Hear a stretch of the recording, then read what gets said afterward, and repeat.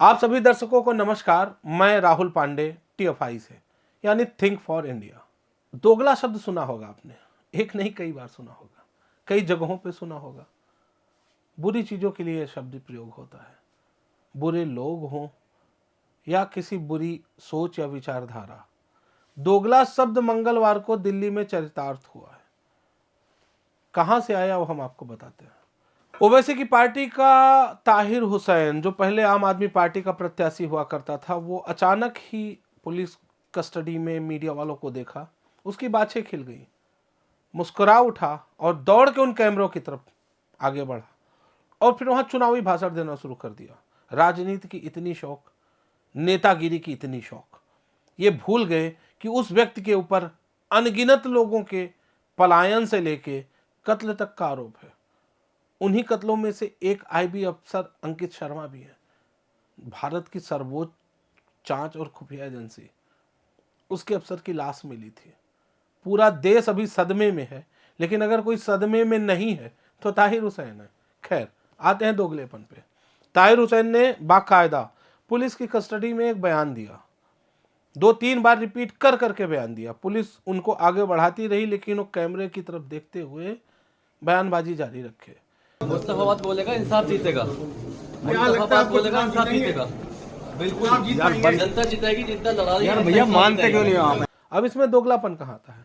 दोगलापन ताहिर का ही नहीं है, दोगलापन दूसरी जगह भी आता है। याद आया हमें एक मंजर, साल भर भी नहीं बीता, कस्टडी में एक मनीष कश्यप नाम का युवक था और उस समय दिल्ली पुलिस नहीं, जबकि पुलिस थी बिहार की। बेऊर जेल से लाया गया था और उसमें उसने स्वयं को फौजी का बेटा बता करके सीना ठोका और कहा कि मैं झुकने वाला नहीं हूं, मैं अत्याचार से झुकने वाला नहीं हूं। मम्मी तोहर बेटा ये वादा करता रहा कि चाहे कुछ भी हो जाए, एक माँ के आंख में आंसू ना आवे देव। हम वादा करता नहीं।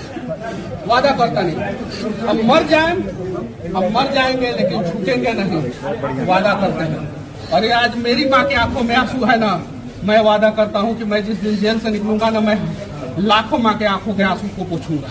उसके बाद क्या हुआ आपको पता होगा, नहीं पता तो फिर हम रिपीट करते हैं। मनीष कश्यप पे एनएसए लगाया गया, साथ चलने वाले 5 पुलिसकर्मी सस्पेंड कर दिए गए। आरोप क्या लगा पता है? आरोप लगा कि ये सरकार के खिलाफ इन्होंने हमला बोल दिया है। उस बयान को सरकार के खिलाफ हमला बोला गया। 2500 किलोमीटर दूर तमिलनाडु की जेल में उनको शिफ्ट कर दिया गया।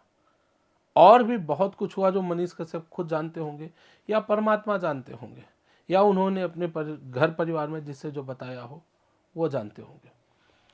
इसके बाद प्रताड़ना का दौर ऐसा रहा कि किसी की हिम्मत ही नहीं पड़ी। संविधान के कथित रक्षकों ने मनीष कश्यप को बर्बाद करके और तबाह करके संविधान की ऐसी तथाकथित रूप से रक्षा की जिसका उदाहरण शायद कहीं और कभी और देखने को ना मिले, ना शायद कभी मिलेगा।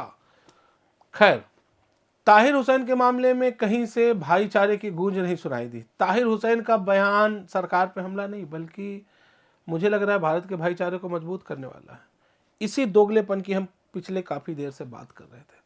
हमें दिखाना चाह रहे थे कि यदि आपका नाम मनीष कश्यप है तो ये तथाकथित रक्षक जो आज संविधान के निकले हैं वो आपके प्रति किस रूप में आएंगे, पेश आएंगे। और वहीं यदि आपका नाम ताहिर हुसैन है तो तथाकथित संविधान के रक्षक आपको दूसरे रूप में पेश में आएंगे।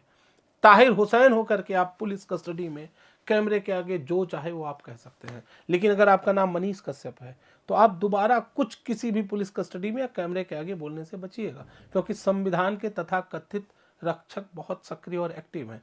दिल्ली चुनाव चल रहा है, बिहारी और उत्तर प्रदेश के अपमान का मुद्दा भी एक बड़ा मुद्दा बना हुआ है। ऐसे में सवाल ये भी बनता है कि कहीं ऐसा तो नहीं कि मनीष कश्यप का बिहार की मिट्टी से जन्म लेना ही उनकी प्रताड़ना का कारण बना हो।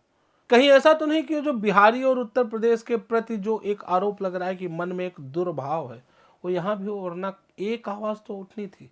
कोई तो कहता कि ये गलत किया, कोई तो कहता कि ताहिर पर भी मनीष कश्यप की तरह मुकदमा दर्ज हो, कोई तो कहता कि दिल्ली से हटाकर ताहिर को कहीं दूर की जेल में शिफ्ट करो।